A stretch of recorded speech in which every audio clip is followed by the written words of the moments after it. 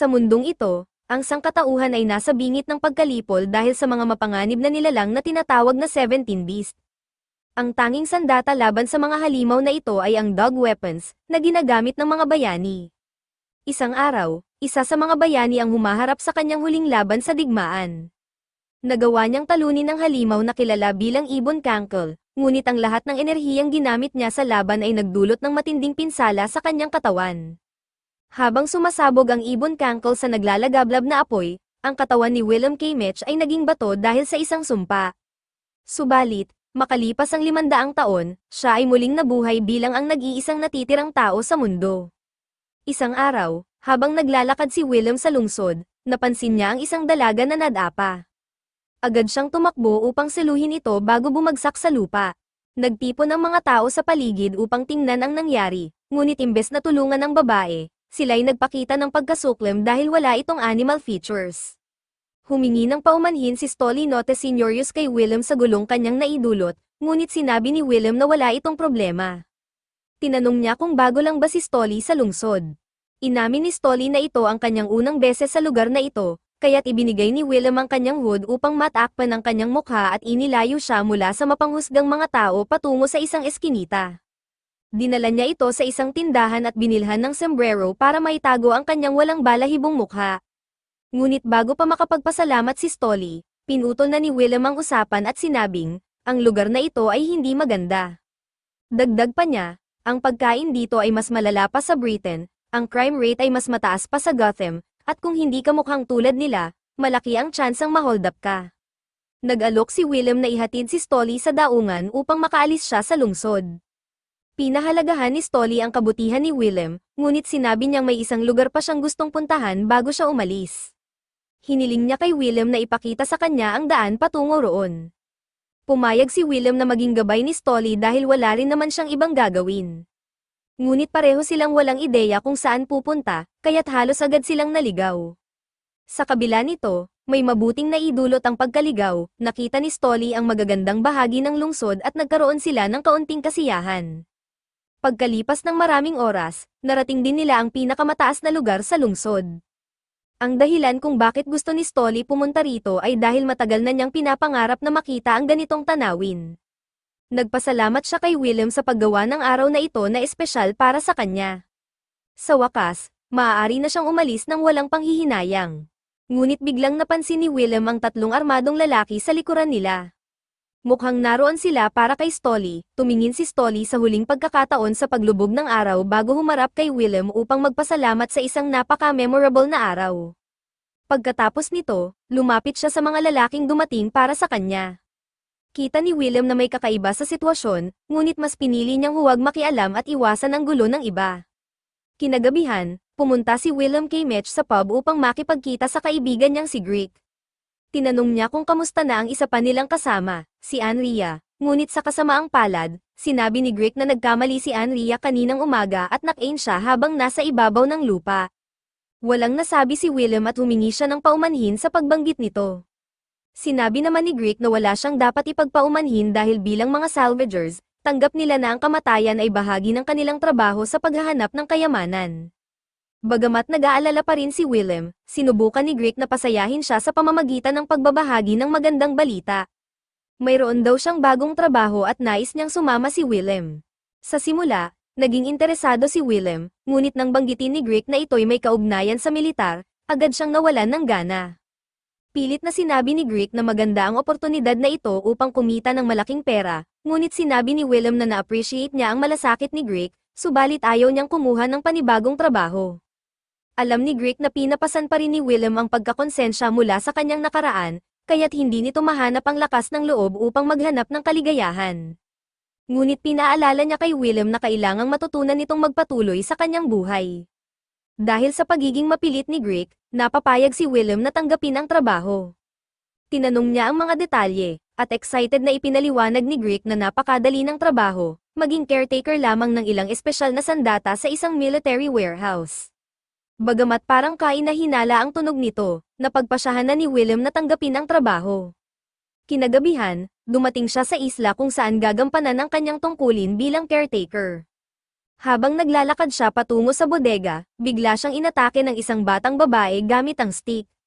Kahit madali sana niyang maiwasan ito, nang mawalan ng balanse ang bata, pinili niyang seluhin ito. Dahil dito, siya ang natamba sa putik. Sa mga sandaling iyon, dumating ang babaeng nakilala niya kaninang umaga, si Stolinote Seniorius.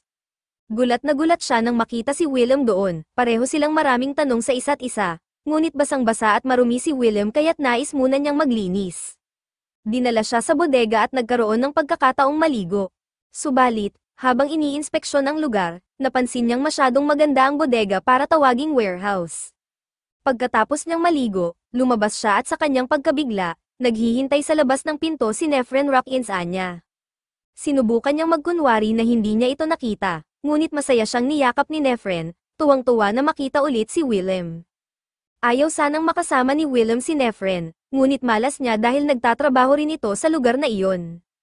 Pinasyal ni Nefren si William at ipinaliwanag na ang warehouse na ito ay pinamamahalaan ng militar at ng Merchants Guild. Nandoon siya bilang kinatawan ng guild, at si William naman ang kinatawan ng militar. Dagdag pa ni Nefren, bagay na bagay kay William ang kanyang uniforme. Subalit, sa halip na matuwa, lalo lamang siyang nag-alala na baka kainin siya nito. Habang naglalagay ng tsaa sa tasa, siniguro ni Nefren kay William na bagamat mukhang masarap siya, hindi niya ito basta kakainin dahil siya na ang huling tao sa kanyang uri. Sinabi pa nito, hindi ko mamadaliin ang bagay na ito. Maliban na lang kung papayag kang kainin kita, talagang desperado si Nefren Rock-Ins-Anya kaya kahit isang braso, daliri, o kahit ang masarap na laman ni William K. Mech ay papatusin niya. Ngunit agad siyang pinatigil ni William, sa halip na pahabain ang usapan, binago ni William ang paksa at tinanong si Nefren tungkol sa kanyang trabaho bilang caretaker. Ipinaliwanag ni Nefren na sa totoo lang, hindi naman masyadong marami ang dapat niyang gawin. Sa katunayan, ang huling 2 military caretakers ay hindi man lang dumating sa isla. Kung gusto ni William, maaari siyang tulungan ni Nefren na maghanap ng tirahan sa ibang lugar. Sinabi ni William na hindi na kailangan dahil balak niyang gawin ang kanyang trabaho. Bukod pa rito, hindi rin niya lubos na pinagkakatiwalaan si Nefren upang hayaang siya ang magayos ng kanyang tirahan. Tinawag siyang Min ni Nefren dahil hindi ito nagtitiwala sa kanya. Ngunit mahirap namang sisihin si William, lalo na't literal na mahilig si Nefren kumain ng tao. Sa kabila nito, masaya si Nefren na mananatili si William, dahil ibig sabihin nito ay maaari ulit niya itong alagaan. Habang nakatingin siya kay William na parang inosente, naalala ni William na nang tanungin siya ni Nefren kung pwede niya siyang kainin, malamang ay literal ang ibig niyang sabihin. Para masigurado na wala siyang panganib, tinanong ni William si Nefren kung balak ba talaga niyang kainin siya. Sumagot si Nefren na habang gusto niyang malasahan ang kanyang juicy meat sa iba't ibang paraan, hindi niya ito gagawin ng walang pahintulot. Nagkunwari si William na hindi niya narinig iyon at sa halip ay tinanong si Nefren tungkol sa trabahong gagawin niya. Ayon sa nalalaman niya, dapat siyang mag-alaga ng mga espesyal na sandata, ngunit wala pa siyang nakikitang anuman na mukhang ganoon. Naunawaan ni Nefren ang kanyang kalituhan, kaya't lumapit siya sa pinto at binuksan ito, kung saan nakita ni William ang 4 na batang babae na tila nakikinig sa kanilang usapan. Sinabi ni Nefren na ang mga batang ito ang mga espesyal na sandata na inatas ang alagaan ni William. Kinabukasan, ipinakilala si William sa lahat ng mga bata na nakatira sa lugar na iyon.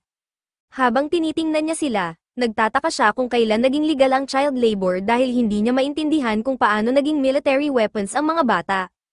Ano man ang etikal na isyu, siya pa rin ang tagapag-alaga nila kaya't sinubukan niyang mag-iwan ng magandang impresyon. Gayunpaman, tila takot ang mga bata sa kanya, sa tuwing lalapit si William, nagtatago o tumatakbo sila.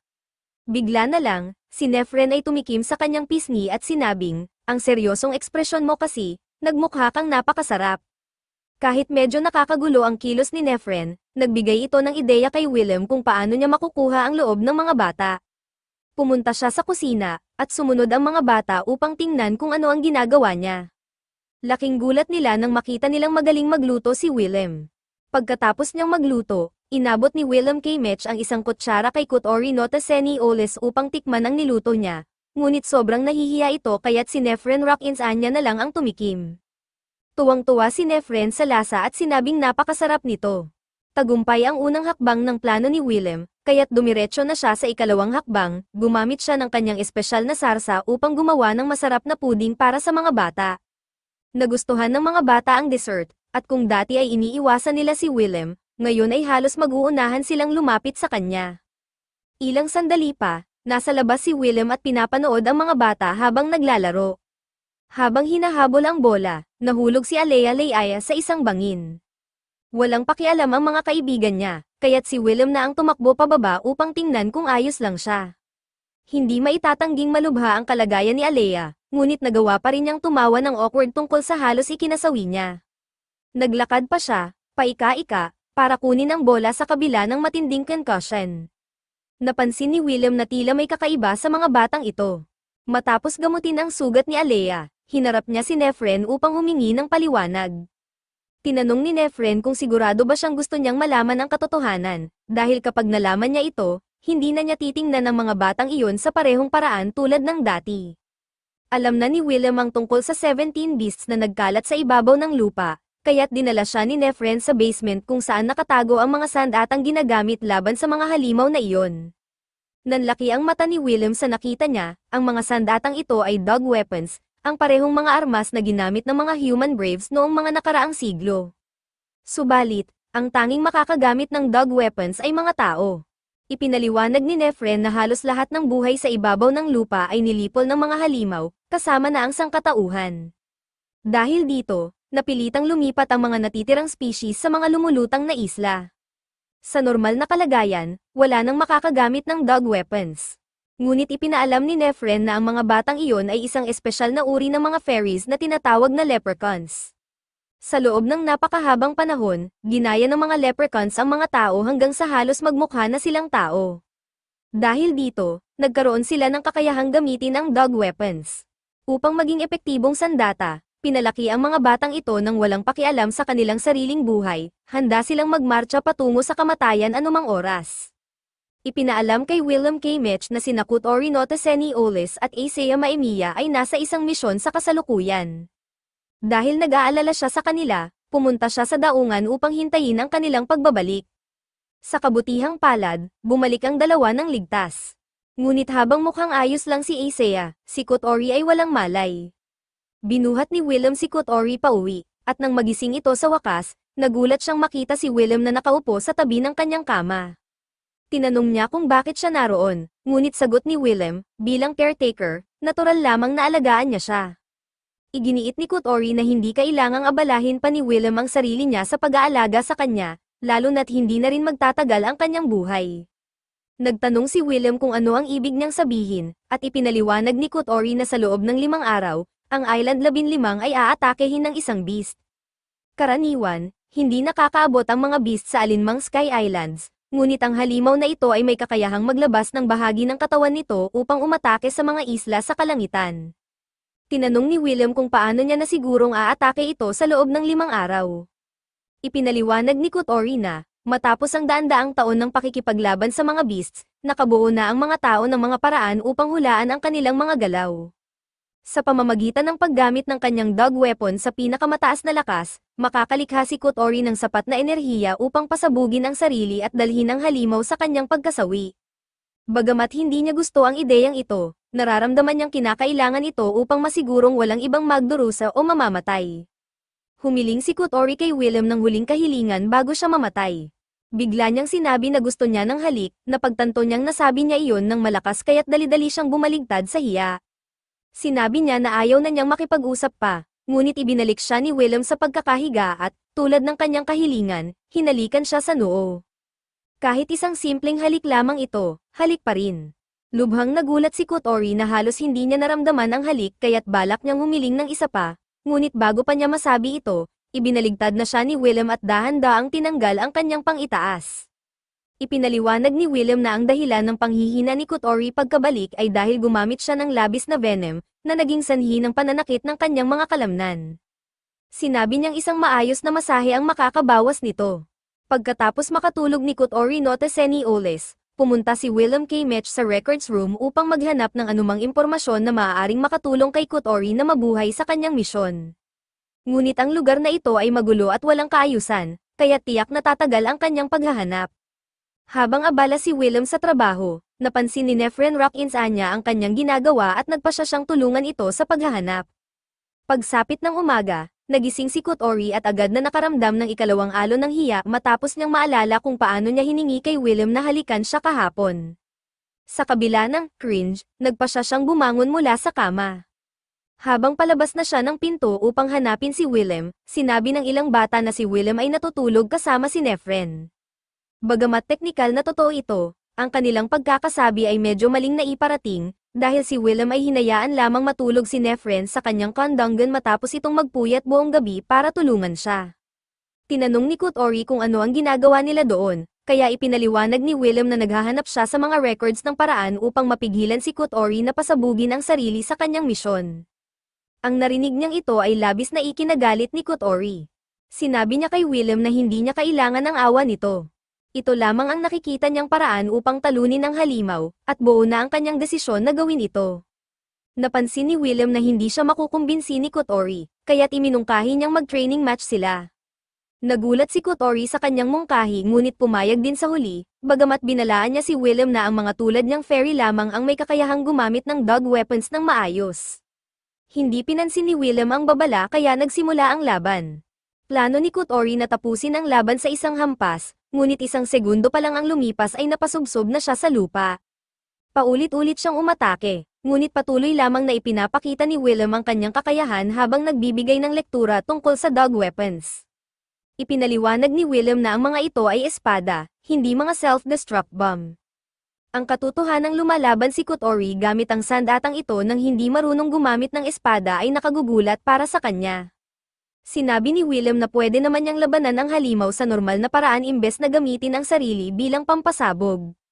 Ngunit tumanggi si Kotori at iginiit na ang pagpapasabog sa sarili ay ang tanging paraan upang mapanatiling ligtas ang lahat. Patuloy pa rin siyang nagkakaila, ngunit sinabi ni Willem na ang pagkatalo niya sa laban ay patunay na kulang siya sa tamang teknika. Gayunpaman, ang kanyang kapangyarihan, stamina, at instinct sa pakikipaglaban ay kahanga-hanga, kaya't naniniwala si Willem na kaya pa niyang magsanay upang bumalik ng buhay mula sa kanyang misyon. Matapos niyang patunayan ang kanyang punto, bigla na lamang nawalan ng malay si Willem. Habang walang malay si Willem kay Mitch, nagkaroon siya ng flashback sa araw na tinalo niya si Evan Candle. Maging si Evan Candle ay nagulat na nagawa iyon ni Willem, ngunit tinukso rin siya nito. Sinabi ni Evan Candle na ang lahat ng spell na ginamit ni Willem sa laban ay babalik sa kanya bilang isang sumpa, kaya't hindi siya makakaligtas. Gayunpaman, sinabi rin ni Evan Candle na siya ay makakabangon muli balang araw. Bagamat nanalo si Willem sa laban, naisip niyang sa huli ay natalo rin siya sa digmaan. Habang tinatanggap niya ang kanyang kapalaran, humingi siya ng tawad kina Lilia Song at Almaria dahil hindi niya nagawang protektahan sila. Makalipas ang ilang sandali, nagising si Willem sa infirmary at nadatnan niyang inaalagaan siya ni Nefren Rockins Anya. Lubos itong nag-aalala dahil habang walang malay si Willem, sinubukan niyang magsagawa ng ilang pagsusuri sa kanya at natuklasang halos wasak na ang katawan ni Willem. Ipinaliwanag ni Willem na ito ay dahil sa kanyang nakaraan. Napansin ni Nefren na may mga bata na nagtatangkang sumilip upang makita si Willem. Gusto rin nilang malaman ang kalagayan niya, dinala sila ni Nefren sa tabi at ipinaliwanag ang kwento ni Willem. Ilang taon na ang nakalipas, kabilang si Nefren sa isang grupo ng mga salvager. Habang nasa ibabaw ng lupa, natagpuan nila ang isang lalaking petrified at nakapaloob sa yelo. Dinala nila ito sa isa sa mga Sky Islands upang maalis ang sumpa ng petrification. Nang magising si Willem, nagwala ito dahil hindi niya maintindihan ang nangyayari. Sa kalaunan, napakalma nila ito at ipinaliwanag ang kasalukuyang kalagayan ng mundo. Ang mga tao ay nagalit sa lahat ng iba pang lahi at patuloy na nakipaglaban, hanggang sa tuluyang maubos ang buong sangkatauhan, at naiwan si Willem bilang huling nabubuhay na tao. Nag-alala si Nefren na baka magalit ang mga bata kay Willem dahil sa galit ng karamihan sa mga tao noong araw, ngunit sa halip, naging interesado sila sa kanyang nakaraan. Habang ang iba ay nakikinig, lumipad si Kotori palayo, may iniisip na malalim. Kinagabihan, nasa isang parang si Willem, inaayos ang dog weapon ni Kotori upang makapag-relax. Biglang bumalik si Kotori at tinanong siya kung ano ang ginagawa niya sa kanyang sandata. Sa halip na sagutin siya, nagdesisyon si Willem na magpakitang gilas.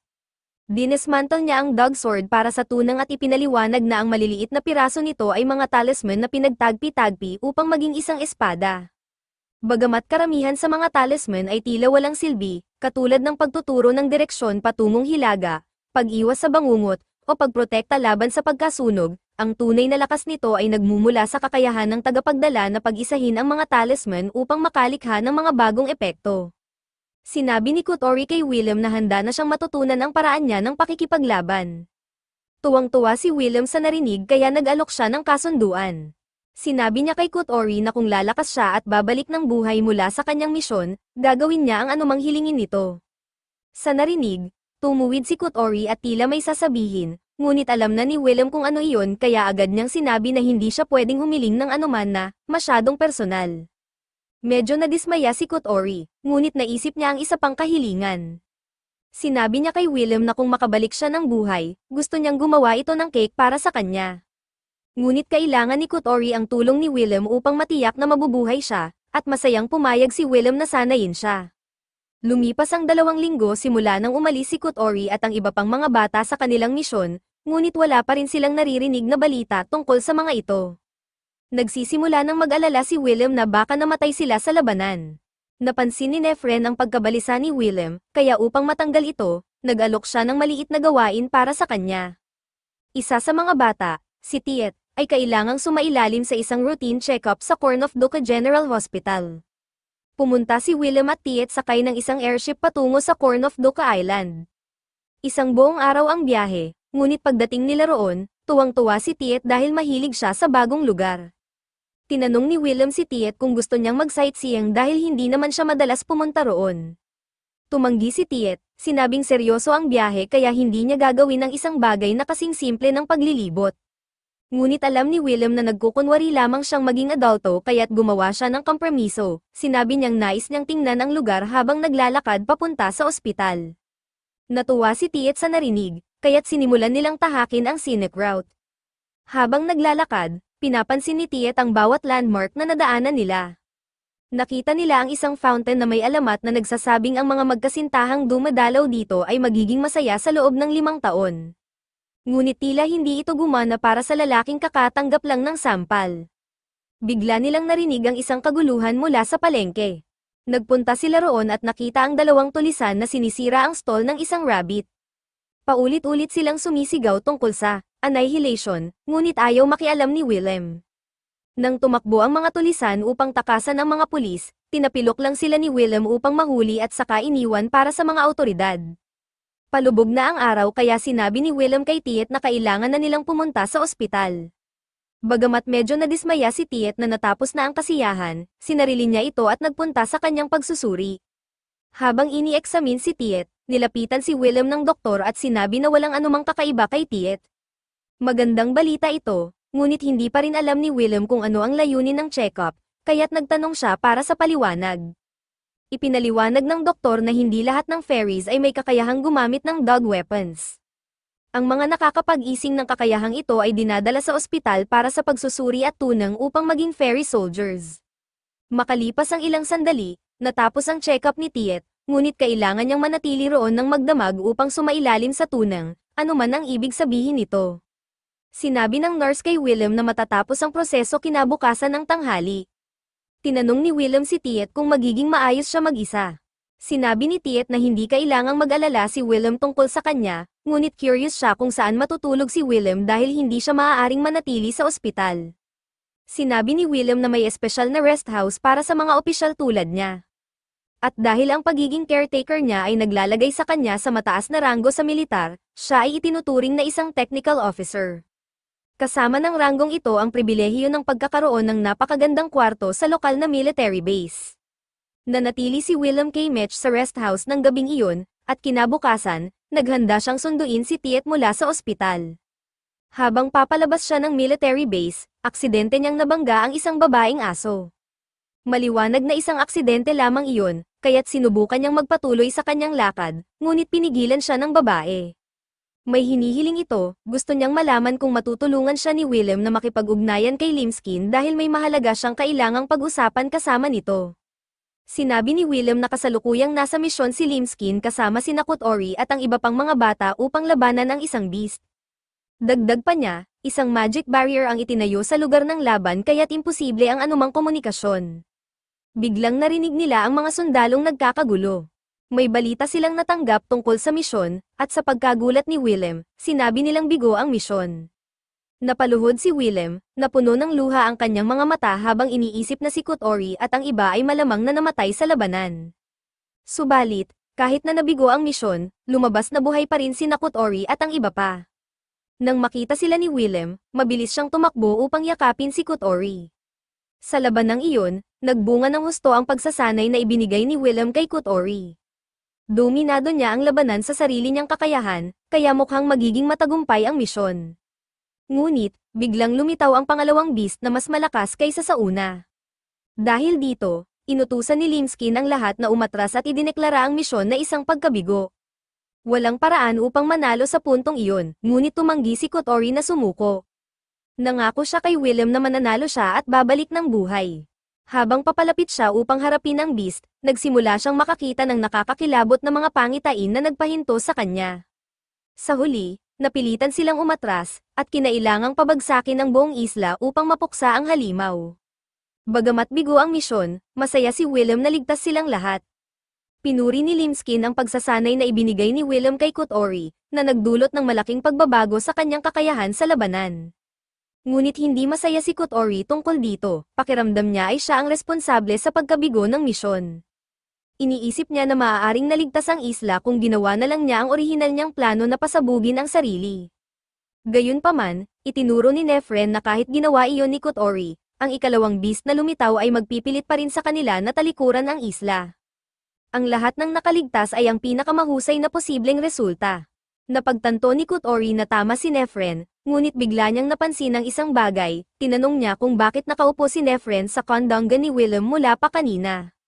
Sinabi ni Nefren na ginagawa niya iyon upang pasayahin si William, ngunit sa totoo lang, ginagawa niya iyon dahil gusto niya lang talagang umupo sa kondongan nito. Bigla namang dumating si Tiet na tumatakbo papasok sa silid, dala ang mahalagang balita para kay Limskin.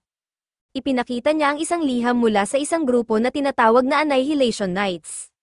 Nagtutuligsa ang grupo sa mga bagong pulisya ng kanyang ama, ang mayor, at nagbabantang patayin ito.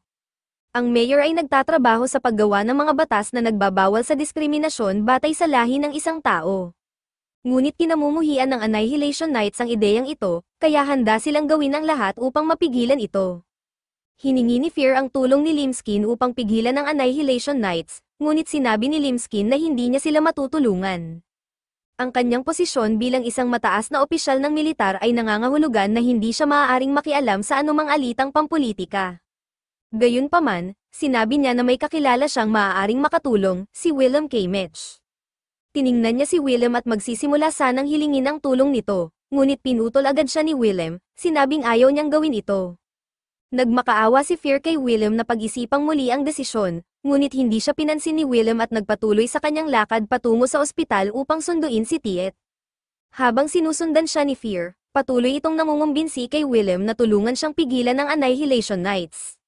Ngunit kahit gaano katama ang paniniwala ni Fear, alam ni William na hindi niya maaaring basta na lamang atakehin ang grupo dahil lamang sa isang bantang liham.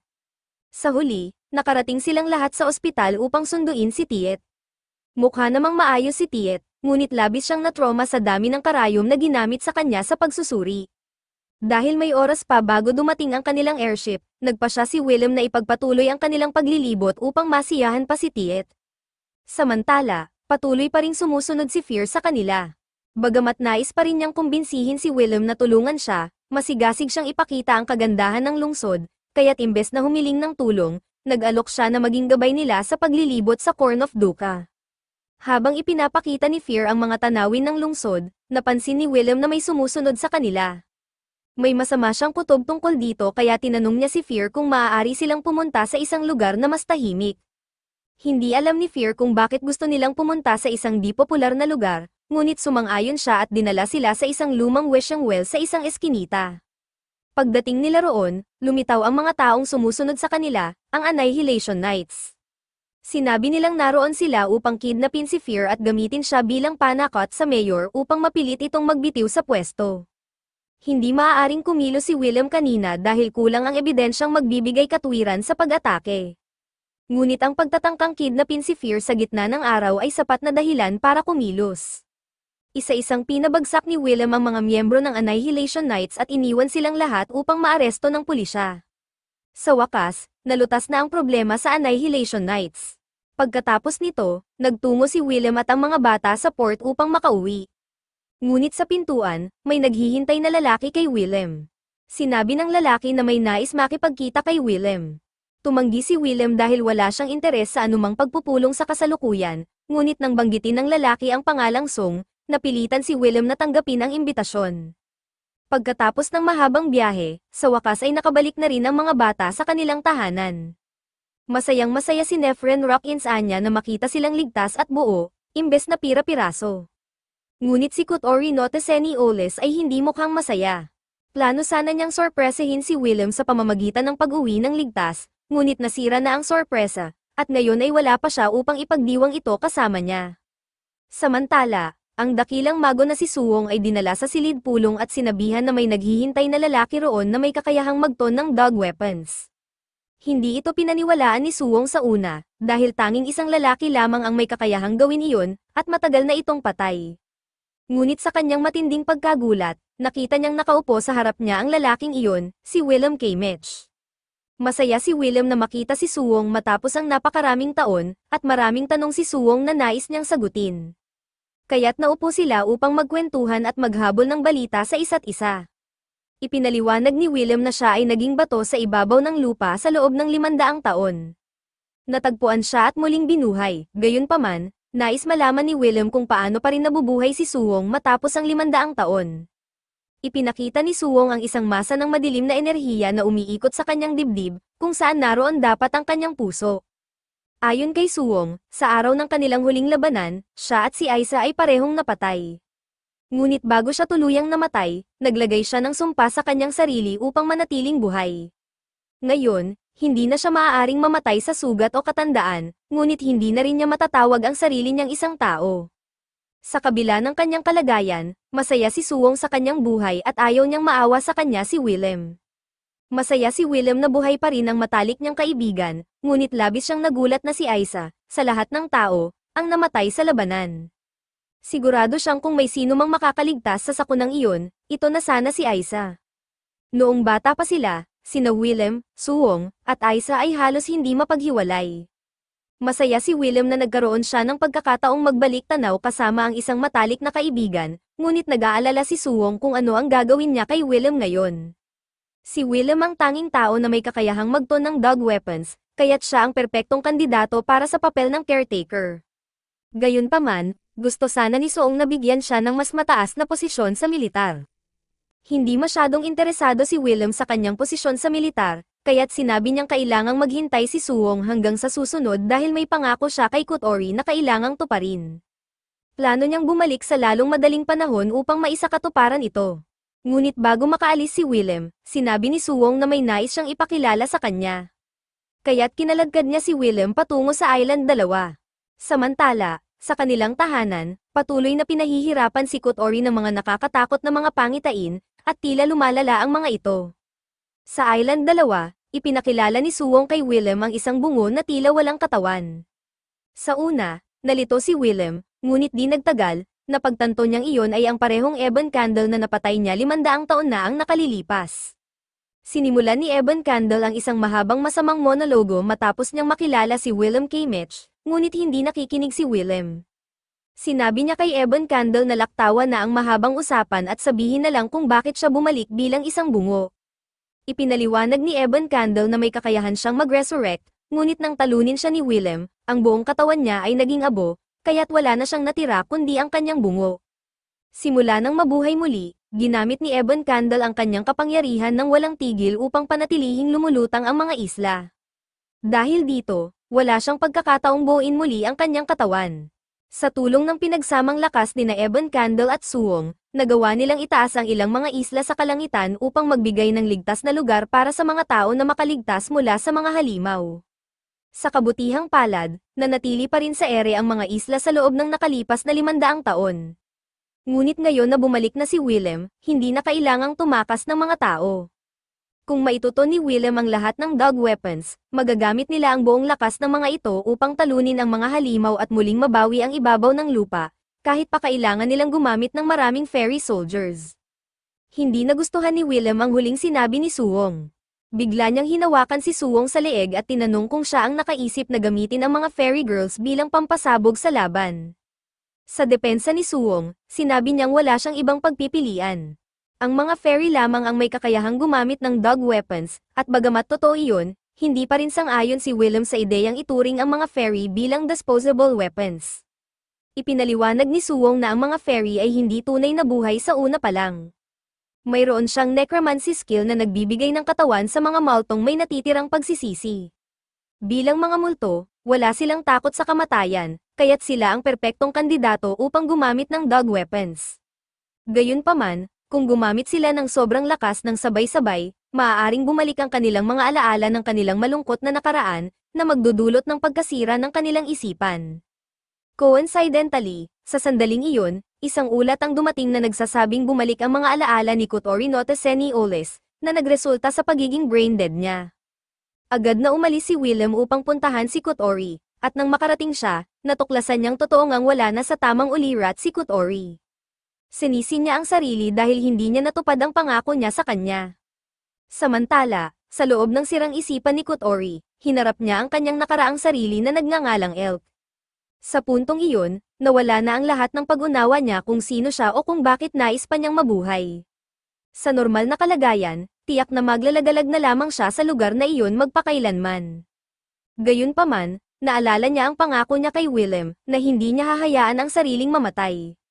Dahil dito, nabawi niya ang kanyang sariling kamalayan at bumalik sa kanyang katawan. Magdamag na nanatili si Willem K. Mitch sa tabi ng kama ni Kotori no Tesenioles kasama si Nefren Rock Insanya. Patuloy niyang sinisisi ang sarili sa nangyari kay Kotori. Alam niyang hindi lahat ng bagay ay maaaring maayos, dahil marami na siyang pinagdaan ng trahedya, ngunit nais pa rin niyang gawing masaya si Kotori. Sa kabila nito, malinaw na nabigo siya, kaya't iniisip niya kung bakit nagustuhan pa siya ni Kotori sa simula.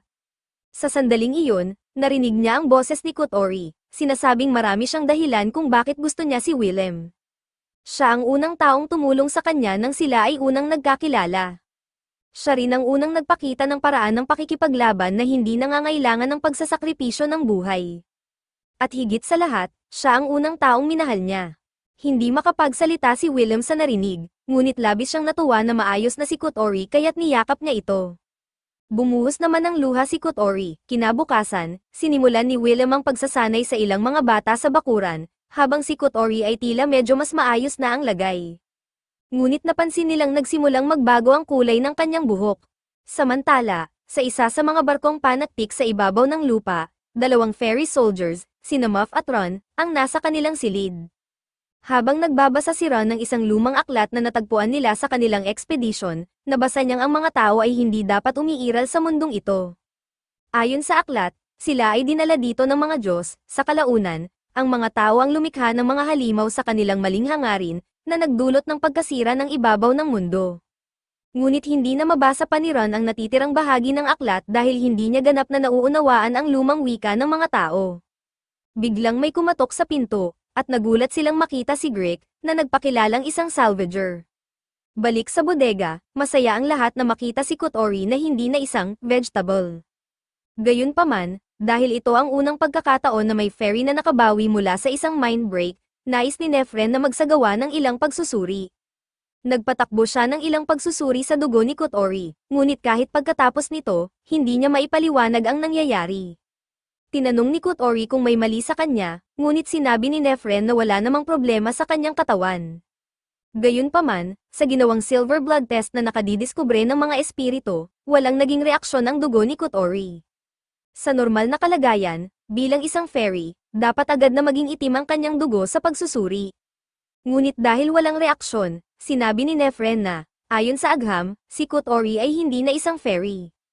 Tinanong ni Kotori kung iyon ba ang dahilan ng pagbabago sa kulay ng kanyang buhok, ngunit sinabi ni Nefren na hindi niya ito makumpirma at kailangan pang magsagawa ng mas maraming pagsusuri.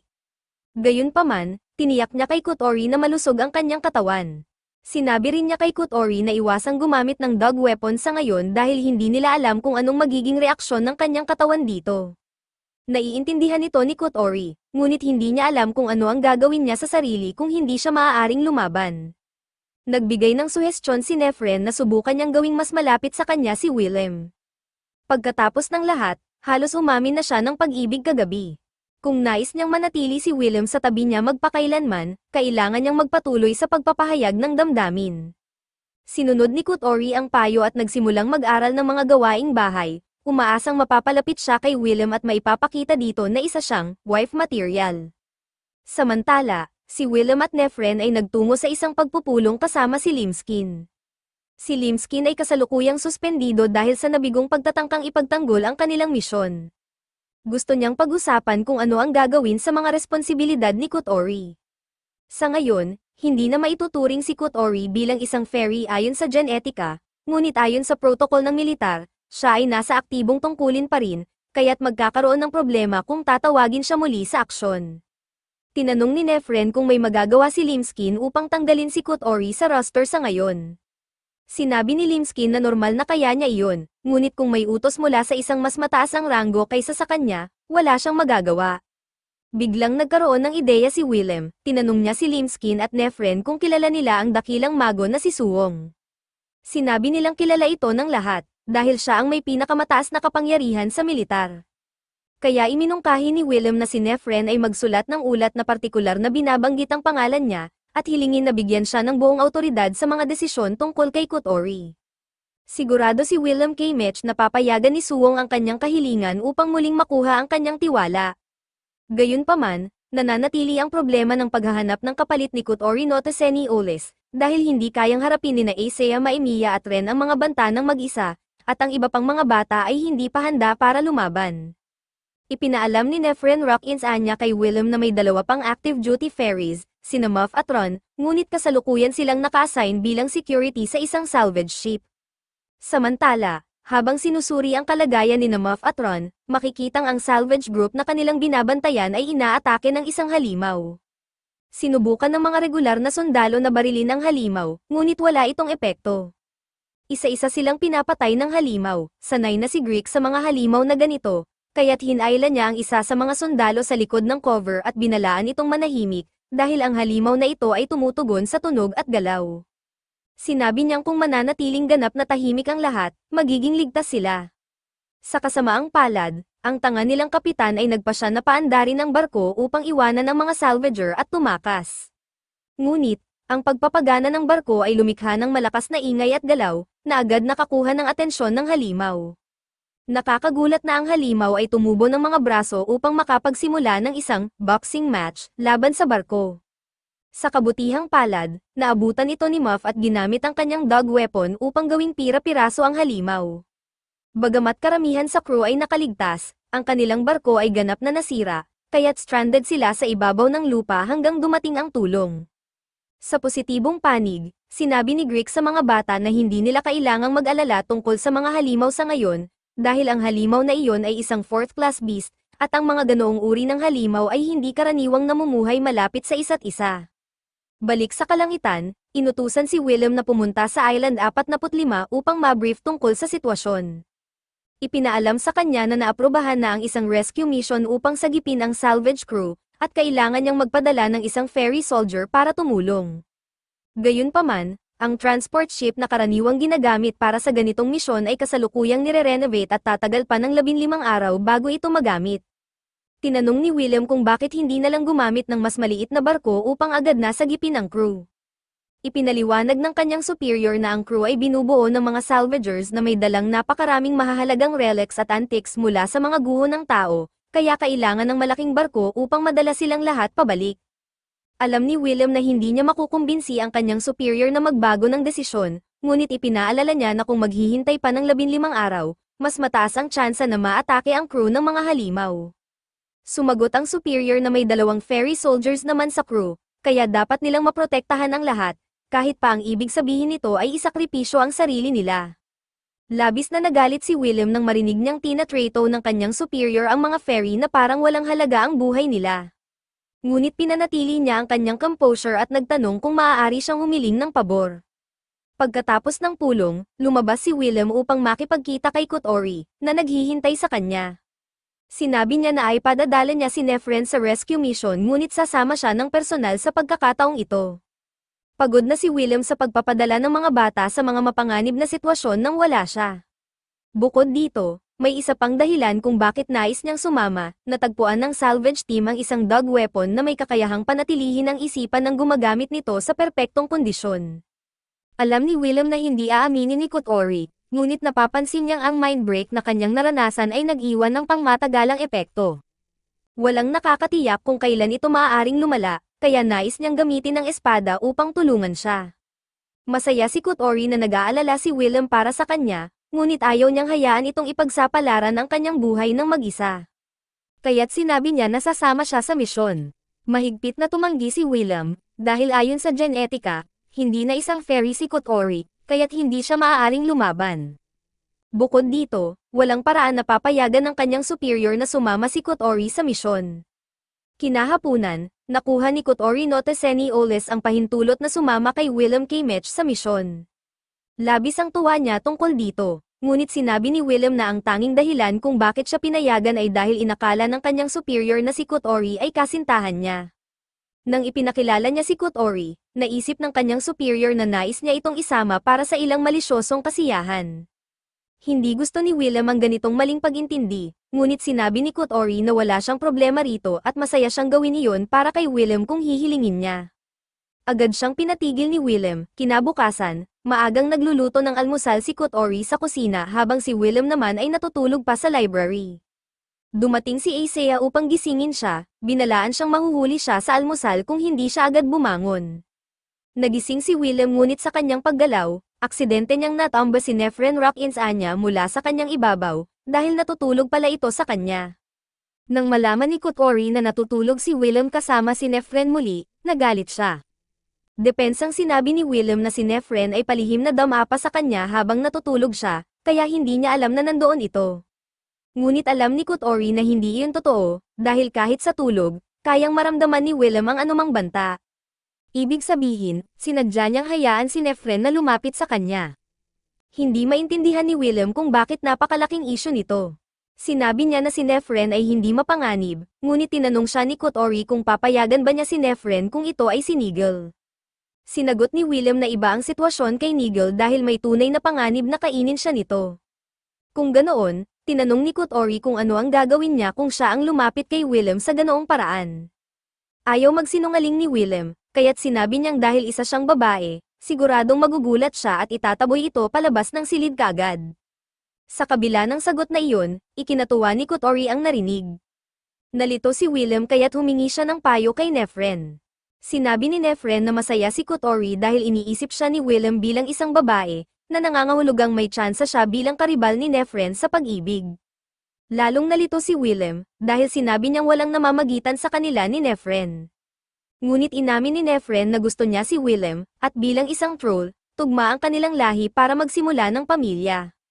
Sinabi pa ni Nefren na wala nang makakapagpasaya sa kanya kundi ang makasama si Willem, ngunit pinili niyang hindi ituloy ang nararamdaman niya alang-alang kay Kotori. Nagulat si Willem at hindi alam kung paano sasagutin ang pagtatapat ni Nefren. Ngunit sinabi ni Nefren na hindi niya inaasahan ang sagot ni Willem at pwede nilang magpanggap na hindi nangyari ang pag-uusap. Pagkatapos, lumabas si Willem at nakita ang mga bata na nakatingala sa langit. Ipinaliwanag ni Kotori na may meteor shower kaya't sobrang excited ang lahat. Habang nanonood si Willem, sinubukan ni Kotori na mahawakan ang kamay niya. Ngunit laking gulat niya nang si Willem ang naunang humawak sa kanyang kamay. May pag-asa si Kotori na magkaroon ng masayang wakas sa kabila ng blue-haired romance failure rate. Ngunit nasira ang sandali ng isa sa mga bata, si Elmi, ay nahulog mula sa gilid ng balkonahe. Agad na tumakbo si Willem upang sagipin si Elmi ngunit hindi siya umabot. Ginamit ni Kotori ang kanyang mga pakpak upang lumipad at saluhin si Elmi. Salamat dito, ligtas si Elmi, ngunit labis na nagalit si Willem dahil ginamit ni Kotori ang kanyang kapangyarihan sa kasalukuyang kondisyon niya. Binalaan niya siya na ang pagbuo ng venom sa ganitong paraan ay maaaring magpalala sa kanyang mental disintegration. Sinabi niyang ayaw niyang mawala si Kotori. Tiniyak ni Kotori Noteseni Oles kay Willem K. Mitch na maayos lang siya. Ngunit ng gabing iyon, habang naliligo siya, nagsimula siyang makaranas ng mas maraming pangitain mula sa kanyang nakaraang buhay. Dahil dito, naging mas matingkad pa ang pulang kulay ng kanyang buhok. Lumabas si Kotori upang subukang linisin ang kanyang isipan, ngunit patuloy pa rin ang mga kakaibang pangitain, at mas malinaw na ang mga ito kaysa dati. Bigla niyang narinig ang mga yabag ng papalapit na tao. Lumingon siya at nakita si Isaiah Maemiya, ngunit sa hindi inaasahang pagkakataon, tinanong siya ni Isaiah kung sino siya. Iniisip ni Kotori na kakaiba ang tanong na iyon, dahil kilala na nila ang isa't isa simula pa noong bata sila. Naisip niya na nagbibiro lang si Isaiah, kaya sumabay siya at sinabing ang pangalan niya ay Kotori. Masaya si Isaiah na natatandaan pa rin ni Kotori kung sino siya, kaya't naupo ito sa tabi niya at sinabi na kailangan niyang balewalain ang mga pangitain mula sa kanyang nakaraang buhay. Ipinaliwanag niya na habang mas pinagtutuunan niya ng pansin ang mga ito, mas lalala ang kanyang mental disintegration, hanggang sa tuluyan niyang makalimutan kung sino siya. Sinabi ni Isaiah na alam niya ito mula sa personal na karanasan, dahil siya mismo ay hindi na ang orihinal na Isaiah. Ang tunay na Isaiah ay nagdusa ng mental disintegration nang bumalik ang mga alaala ng kanyang nakaraang buhay, na unti-unting kumain sa kanyang kamalayan. Sa kalaunan, ang natira na lamang ay ang mga alaala ng kanyang nakaraang buhay. Sa puntong iyon, nagising ang kasalukuyang Isaiah, at para sa kanya, pakiramdam niya ay nagising siya sa katawan ng ibang tao. Labis siyang nalito, kaya't sinimulan niyang hanapin ang anumang makapagpapaliwanag sa nangyari. Doon niya natagpuan ang diary ng orihinal na Isaiah. Sinulat ng orihinal na Isaiah ang bawat araw ng kanyang buhay hanggang sa mangyari ang disintegration. Dahil dito, napagtanto ng kasalukuyang Isaiah na ang orihinal ay tuluyan nang nawala, at siya ang pumalit dito. Nakaramdam siya ng matinding guilt sa pag-aakalang siya ang dahilan ng pagkawala ng orihinal na Isaiah. Kaya't nangako siya sa sarili na gagawin niya ang lahat upang maging tulad ng orihinal na Isaiah at ipagpatuloy ang kanyang buhay sa paraang gugustuhin ng orihinal na Isaiah. Hanggang ngayon, walang sino man ang nakapansin na ang kasalukuyang Isaiah ay hindi ang orihinal. Sinabi ni Isaiah na bagamat mabagal ang disintegration ni Kotori, may mataas na posibilidad na ito'y patuloy na lalala, hanggang sa isang araw ay hindi na siya magiging siya. Napagpasyahan ni Kotori na sulitin na lang ang oras na natitira sa kanya kasama si Willem habang kayapa niya. Sabay na naglakad pa uwi sina Kotori at Isaiah, tinanong ni Isaiah kung hindi ba siya nababahala na ang orihinal na Isaiah ay wala na. Ngunit para kay Kotori, ang kasalukuyang Isaiah ay ang parehong tao na nakilala at minahal niya bilang kaibigan. Ano man ang mangyari, si Isaiah ay palaging magiging kaibigan niya. Kinabukasan, puno ng enerhiya si Kotori Noteseni Oles habang tumatakbo sa mga pasilyo at naglilinis. Lumabas si Nefren Rockins Anya upang tingnan kung ano ang ingay, at nagulat siya nang makita na mas naging matingkad ang pula ng buhok ni Kotori. Alam niyang masamang senyales ito, ngunit dahil pilit na nananatiling positibo si Kotori, pinuri na lang niya ang bagong kulay ng buhok nito. Tanggap na ni Kotori na maaaring lumala ang kanyang mental disintegration, kaya't nagpasya siyang sulitin ang bawat sandali ng kanyang buhay. Makalipas ang ilang sandali, nagkakape si Willem K. Mitch kasama sina Nefren at Kotori. Medyo nag-aalala siya tungkol sa rescue mission kaya tinanong niya kung magiging maayos sina Muff at Ron, lalo na't matagal na silang nasa ibabaw ng lupa at marahil ay nakipaglaban sa maraming halimaw. Sa opinyon ni Nefren, dapat naman silang maging maayos, lalo na't ginagawa ng militar ang lahat upang may handa ang barko para sa rescue mission. Samantala, sa kampo ng salvage team, napansin ni Muff na gising pa si Ron at nagbabasa ng sinaunang aklat. Lumapit siya upang samahan ito at tinanong kung may nadiskubre na ba si Ron tungkol sa teksto ng aklat. Sinabi ni Ron na may natagpuan siyang impormasyon tungkol sa ginawa ng mga tao sa ibabaw ng lupa, ngunit hindi interesado si Muff sa paksa kaya't natulog ito sa balikat ni Ron. Hating gabi na, at gising pa rin si Willem habang nagtatrabaho sa mga plano para sa rescue mission. Pumasok si Kotori sa kanyang silid upang dalhan siya ng tsaa. Habang naroon, tinanong ni Kotori si Willem kung maituturo ba nito sa kanya ang ilang bagay na ginagawa niya, tulad ng pagton ng dog weapons o ang masahe para sa venom poisoning. Pumayag naman si Willem ngunit binalaan niya si Kotori na ang mga kasanayang ito ay nangangailangan ng matagal na panahon at pagsisikap upang matutunan, at ayaw niyang masyadong pilitin ang sarili nito. Bagamat pilit itinatago ni Kotori, napansin ni Willem na unti-unti na siyang nakakalimot.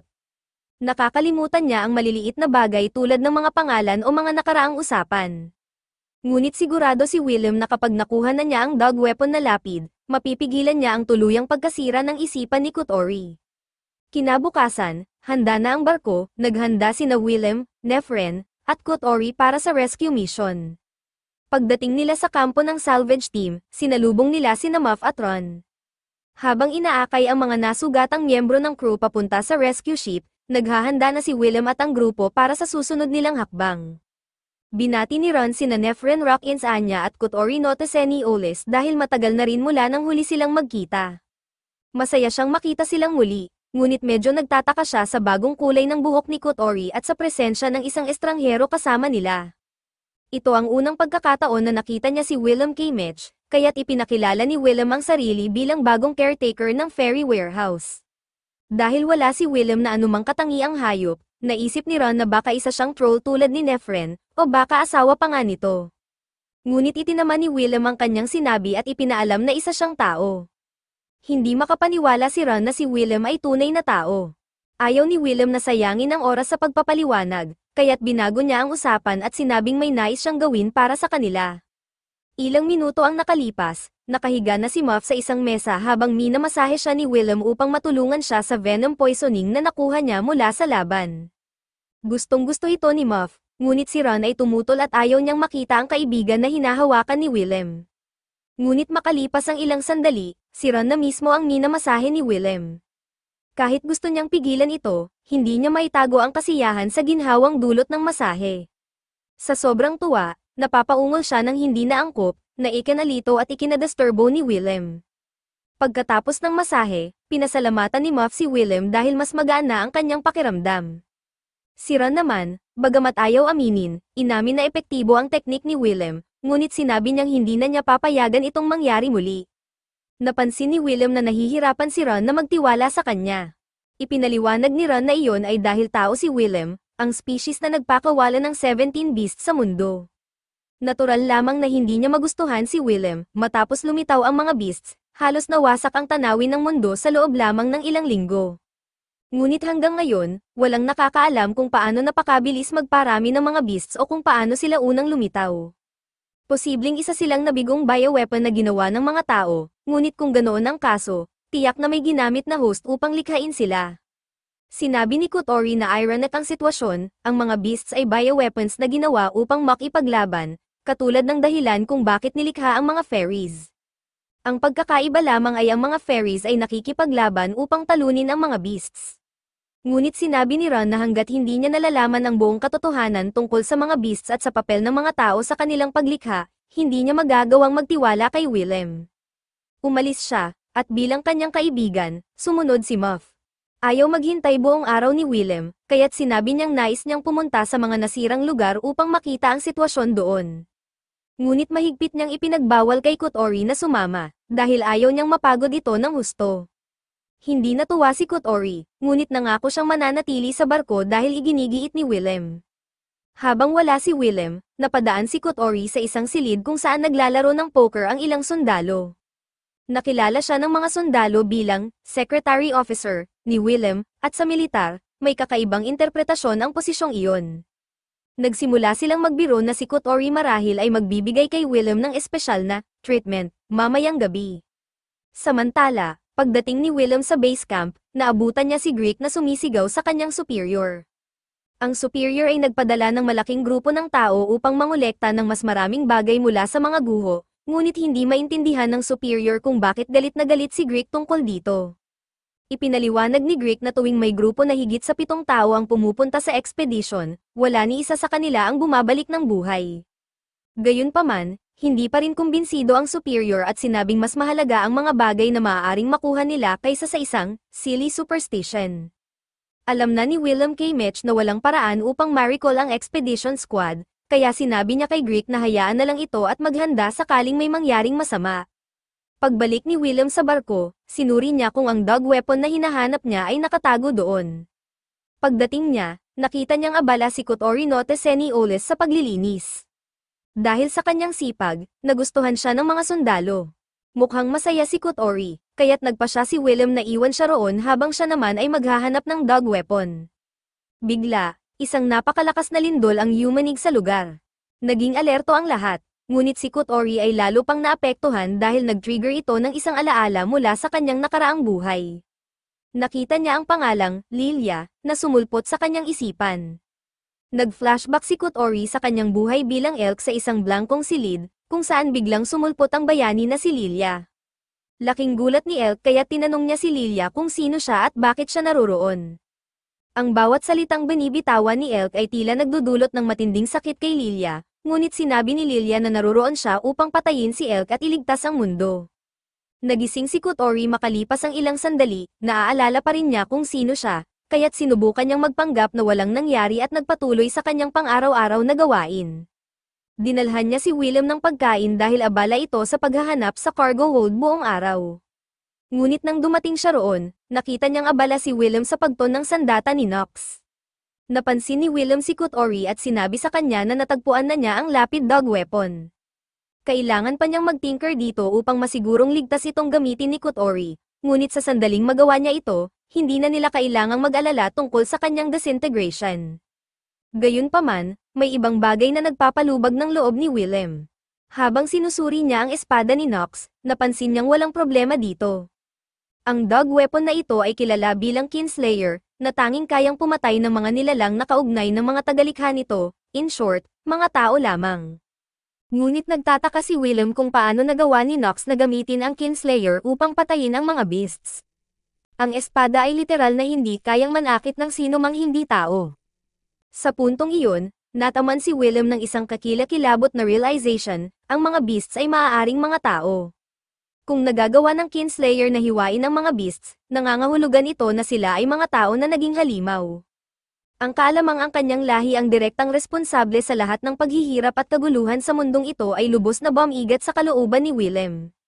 Napaluhod siya at niyakap ng mahigpit si Kotori, labis na naasiwa si Kotori at hindi niya maintindihan kung bakit ginagawa ito ni Willem, ngunit naramdaman niyang kailangan nito ng suporta, kaya't hinayaan niya itong yakapin siya ng mas matagal.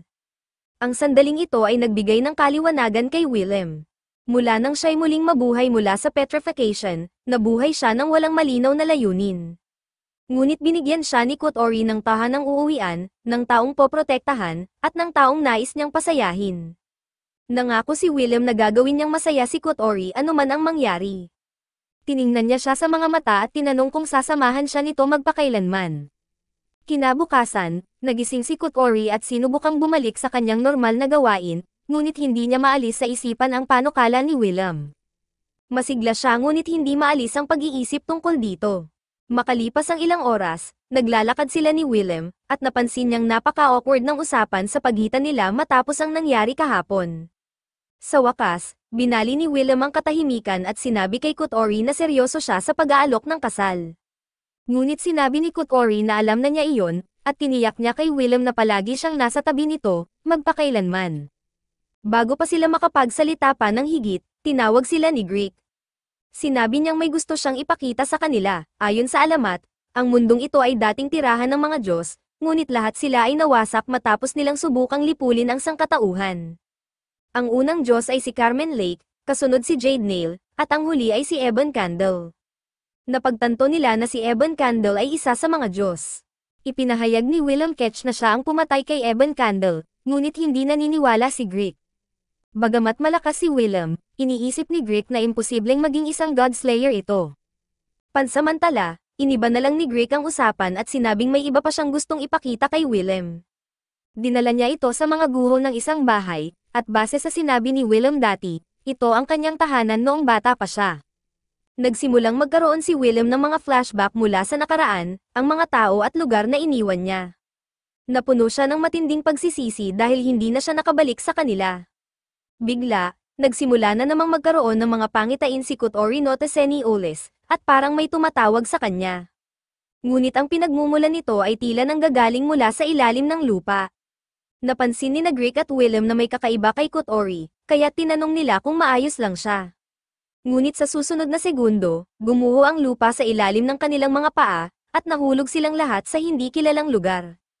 Kasabay nito, nagsimulang lumitaw ang mga halimaw mula sa mga bitek at siwang sa mga guho. Kinailangang lumipad ni Nefren Rock-ins Anya upang labanan ang mga halimaw at maiwasan ang mga hindi kinakailangang pagkamatay. Samantala, sa loob ng kuweba, mukhang maayos naman ang lahat, ngunit si Kotori ay tuloy-tuloy pa rin sa pagkakaroon ng mga pangitain. Hindi niya napansin ang napakalaking bato na babagsak sa kanya, kaya't mabilis na tumalon si Willem upang itulak siya at mailigtas. Nang magkamalay si Kotori mula sa kanyang kawalan, nag-aalala siya kay Willem dahil siya ang tinamaan ng mga bato. Ngunit tiniyak ni Willem na ayos lang siya, mas mahalaga para kay Willem ay ang lugar na kanilang pinuntahan. Napansin niya na ang kuweba ay tila kapareho ng lokasyon kung saan ipinadala ang scavenger team. Umaasa siyang kung susundan nila ang mga sulong sa mga pader, makakahanap sila ng daan palabas. Ngunit habang sinusundan nila ang mga sulong, ang tanging natagpuan nila ay ang mga nabubulok na labi ng scavenger team. Mukhang halimaw ang may kagagawan nito, at kung naroroon pa ang halimaw, nasa seryosong panganib sila. Ang tanawin ng dugo ay nagdulot ng panibagong pangitain kay Kotori. Sa pagkakataong ito, may narinig siyang boses na tumatawag sa kanya. Para bang nasa ilalim siya ng isang spell, lumipad siya papunta sa pinagmumulan ng boses, na ikinagulat ni na Willem at Greek. Sinundan nila siya sa loob ng kuweba hanggang sa makarating sila sa isang malaking bukas na lugar na may kristal na yelo sa gitna. Nagulat si Greek dahil may taong nakapaloob sa kristal, katulad ng naging kalagayan ni Willem noon. Si Elk ang nasa loob ng yelo, at nang hawakan ito ni Kotori, halos tuluyan nang naging pula ang kanyang buhok. Bago tuluyang mawala si Kotori Noteseni Oles sa sarili niyang isipan, ginaisang siya ni Willem K. Mitch mula sa trance. Napansin ni na Greek at Willem ang batang babae sa loob ng yelo. Nagulat si Greek dahil hindi siya makapaniwala na nakakita na naman siya ng taong nakapaloob sa yelo. Ngunit malabo ng buhay pa ang batang ito dahil may malaking butas sa kanyang dibdib. Nakilala ni Willem ang sugat bilang sumpa mula sa dog weapon na senior. Ipinaliwanag niya na ang senior ay may espesyal na sumpang nakakabit dito na kayang gawing bangkay ang sinuman, Diyos man o mortal. Kung ang sumpang iyon ang ginamit sa batang ito, sigurado si Willem na hindi siya isang ordinaryong tao. Marami pa ring tanong na hindi nasasagot, ngunit nagbabanta ng gumuho ang kuweba. Tinuro ni Greek ang labasan at sinabihan silang magmadali bago sila maipit sa loob. Sa kabutihang palad, nakabalik silang ligtas sa barko, ngunit ang pag-atake ng mga halimaw ay nagdulot ng matinding pinsala. Kailangang ayusin muna ng superior ni Willem ang barko bago sila makaalis. Samantala, ang disintegration ni Kotori ay lalong lumala, kaya tuluyan na siyang hindi tumutugon. Sa loob ng isipan ni Kotori, muli niyang nakatagpo si Elk, na masayang makita siya. Sinabi ni Elk na may kwento siyang nais ibahagi. Ayon kay Elk, matagal na panahon ang nakalipas, nagbanta ang sangkatauhan na sirain ang mundo. Dahil dito, 3 Diyos ang nagpasya na bumuo ng isang hukbo upang puksain ang sangkatauhan. Gayunpaman, nanalo ang sangkatauhan sa digmaan matapos patayin ng isang human brave ang pinuno ng mga Diyos, kaya't wala nang natira upang pigilan ang mga tao. Si Elk ang naging pinuno ng mga Diyos, ngunit ipinaliwanag niyang siya rin ang orihinal na kaluluwa ni Kotori. Ang mga fairies tulad ni Kotori ay nilikha gamit ang mga kaluluwa ng mga bata na masyadong bata upang maunawaan na sila'y patay na. Dahil dito, ang buong pagkatao ni Kotori ay tila isang panaginip lamang. Kalaunan, mawawala rin siya ng tuluyan, ngunit sinabi ni Elk na gusto niya si Kotori, kaya't dinala niya ito sa lugar na iyon upang mapanatili ang kanyang mga alaala. Samantala, sa labas ng barko, inaatake ito ng mga halimaw.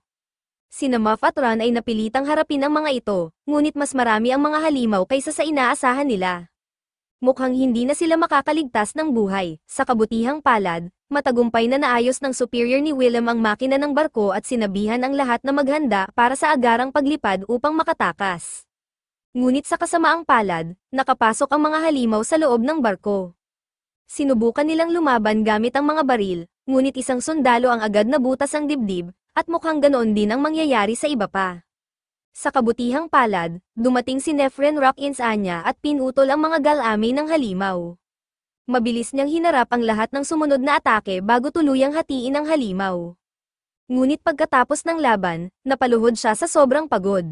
Sa kasamaang palad, walang oras para magpahinga, dahil nagsimulang mag-regenerate ang mga halimaw at muling umatake. Samantala, nananatili si Willem sa tabi ni Kotori at humihingi ng tawad sa kanya dahil nabigo siyang gawing masaya ito, tulad ng ipinangako niya. Ngunit biglang sumulpot ang isang halimaw na Samira sa dingding. Sa galit, sinimulan ni Willem ang isang marahas na pag-atake sa halimaw. Sa loob ng isipan ni Kotori, tinanong siya ni Elk kung buo pa rin ang kanyang mga alaala at damdamin. Halos wala nang natatandaan si Kotori mula sa kanyang buhay, ngunit sinabi ni Elk na hanggat buo ang kanyang mga damdamin, magpapatuloy siyang umiral. Maaari siyang manatili sa lugar na iyon at panoorin ang labas na mundo. Samantala, si Willem ay nagwawala sa galit habang sinisira ang lahat ng halimaw na nakaharang sa kanyang daraanan. Buong buhay niyang nilabanan ang mga halimaw upang protektahan ang mga mahal niya, ngunit sa tuwing susubukan niyang tumulong, tila lagi siyang nabibigo na iligtas ang mga pinakamamahal niya. Ang tanging bagay na mahusay si Willem K. Mech ay ang pakikipaglaban, kaya't iyon ang gagawin niya hanggang sa dulo. Samantala, sa ibang bahagi ng barko, ilang sundalo ang inaatake ng isang halimaw. Sa huling sandali, dumating si Nefren Rockins Anya upang iligtas sila. Ngunit matagal na siyang nakikipaglaban ng walang pahinga, kaya't nasa bingit na siya ng pagbagsak dahil sa kanyang mga sugat. Gayunpaman, hindi siya sisuko. Sa labas naman ng barko, ginagawa ni Ron ang lahat upang mapuksa ang mga halimaw sa paligid. Ngunit habang siya ay abala, isang halimaw ang biglang humawak sa kanya mula sa likod at niyakap siya ng mahigpit habang ang isa pa ay papalapit upang tapusin siya. Pilit niyang sinubukang makawala ngunit walang epekto ang kanyang mga galaw. Kaya't ipinikit niya ang kanyang mga mata at tinanggap ang kanyang kapalaran. Sa huling segundo, dumating si Willem at pinuksa ang halimaw na humahawak kay Ron. Sinagip niya ito at tinadyakan ng isa pang halimaw upang mahulog ito mula sa barko. Tinanong ni Willem si Ron kung ayos lang siya, ngunit mas interesado si Ron sa kung paano siya nailigtas ni Willem. Tahimik na naglakad palayo si Willem upang magpatuloy sa laban, ngunit dahil sa kanyang mga natamong sugat, bigla siyang bumagsak sa sahig ng barko. Dinala siya ni Ron sa mas ligtas na lugar, at makalipas ang ilang minuto, nagkamalay si Willem. Gayunpaman, tumanggi siyang magpahinga kahit saglit. Pilit siyang pinigilan ni Ron at sinabing ikamamatay niya ang patuloy na pakikipaglaban, ngunit hindi siya nakinig. Para kay Willem, ang pakikipaglaban ang tanging bagay na alam niyang gawin. Bago siya muling umalis, binalaan niya si Ron na huwag masyadong gamitin ang kanyang kapangyarihan dahil ang sobrang laban ay maaaring magdulot ng venom overload sa sinumang ferry. Sa loob ng isipan ni Kotori no Tesenioles, pinapanood niya si Willem habang naglalakad ito sa barko na tila may death wish.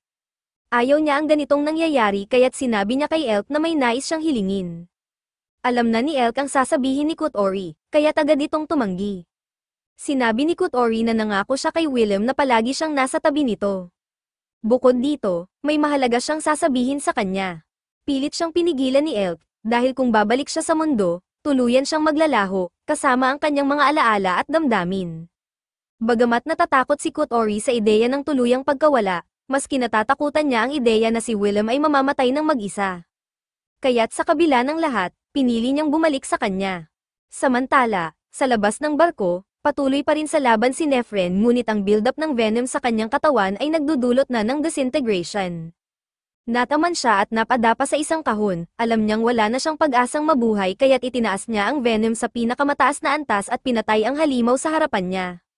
Pagkatapos nito, natamba siya sa sahig at nagsimulang manginig. Upang lalong gawing mas masahol ang sitwasyon, nasira ang isa sa mga makina ng barko, dahilan upang tumagilid ito. Nasa bingit na ng pagkahulog si Nefren, sinubukan ng mga sundalo na sagipin siya, ngunit sinabi niyang lumayo na lang sila dahil lampas na siya sa venom limit. Sa anumang sandali, maaaring sumabog siya, nalaglag si Nefren mula sa barko at tinanggap ang kanyang kapalaran. Ngunit sa huling segundo, sinunggaban ni Willem ang kanyang kamay upang sagipin siya. Ayaw na ni Willem na may mawala pa sa kanya ngayong araw. Sinabi niyang iaahon niya si Nefren anuman ang mangyari. Nakita ni Nefren ang pagsusumikap ni Willem, ngunit sinabi niyang hindi siya karapat-dapat sa pagsagip. Kung sisibog siya, mawawasak ang buong barko. Sa kabila ng kanyang kagustuhang manatili kay Willem, pinakawalan niya ang kanyang kamay. Pinanood ni Willem si Nefren habang nahuhulog ito, ngunit tumanggi siyang tapusin ang araw ng ganito. Kahit ikapahamak niya, sinumpa niyang ililigtas si Nefren. Habang nangyayari ito, dahan-daang naglakad si Kotori papunta sa isang butas sa pader ng barko. Pinulot niya ang dog weapon ni Nox, sinubukan siyang pigilan ni Nox, ngunit determinado si Kotori.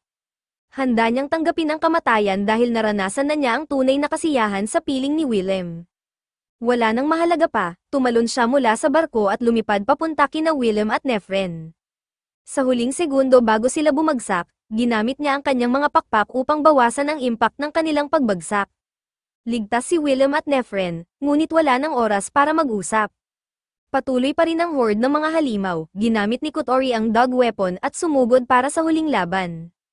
Habang nakikipaglaban, inalala niya ang lahat ng masayang alaala niya kasama si Willem, hindi ito perpektong buhay, ngunit pinasaya siya ni Willem at hindi niya ito ipagpapalit sa kahit ano. Habang tinatagos ng mga halimaw ang kanyang katawan, binuksan niya ang kanyang fairy gate at pinakawalan ang isang napakalaking venom explosion, pinapatay ang lahat ng halimaw sa paligid, kasama ang kanyang sarili.